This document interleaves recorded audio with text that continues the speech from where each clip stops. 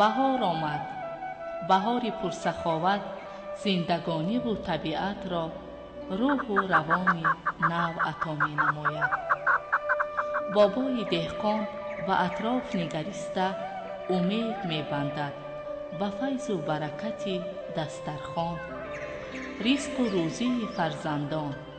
شکر می گوید با تحمل، اندیشه و اخلاص، نیت پاک و آرزوها. بهار هر سال می آید، ولی طبیعتش این است که اما انسانها را هرگز ترک نمی گوید و از خود در همه جا نقشه و نشانی می گذارد. در پیراهن اطلس گلدختران، طاقه زردوزی و تور حریر نوعروسان، درز و سوزنی های چیوران، نقش و نگار سحرانگیز صورتگران به جلو می آید.